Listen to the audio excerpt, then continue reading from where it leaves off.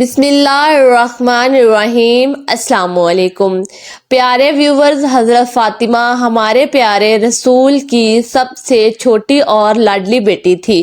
نبی کریم صلی اللہ علیہ وآلہ وسلم آپ سے بہت محبت کرتے تھے۔ آپ نے اللہ کے حکم سے حضرت فاطمہ کی شادی حضرت علی سے کی تھی۔ حضرت فاطمہ کے بچپن کا واقعہ ہے کہ عبداللہ بن عباس سے مروی ہے کہ آپ فرماتے ہیں کہ ایک دن ابو جہل نے حضرت فاطمہ کے ننھے چہرے پر تھپڑ مارا۔ آپ نے اس کی شکایت نبی کریم صلی اللہ علیہ وآلہ وسلم سے کی۔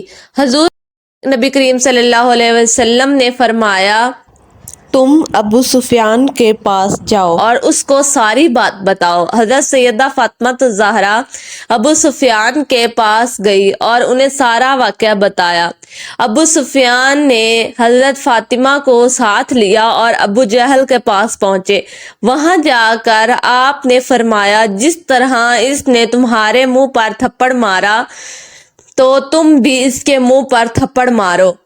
آپ نے ابو جہل کے منہ پر تھپڑ مارا اور واپس آ کر آپ صلی اللہ علیہ وآلہ وسلم کو سارا واقعہ بیان فرمایا۔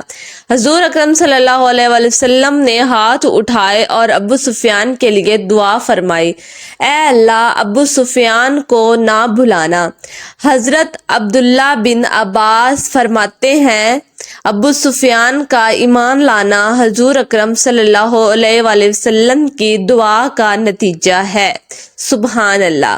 تو امید کرتی ہوں ایک چھوٹی سی ویڈیو آپ کو اچھی لگی ہوگی۔ اگر اچھی لگی ہے تو لائک شیئر کمنٹ ضرور کریں۔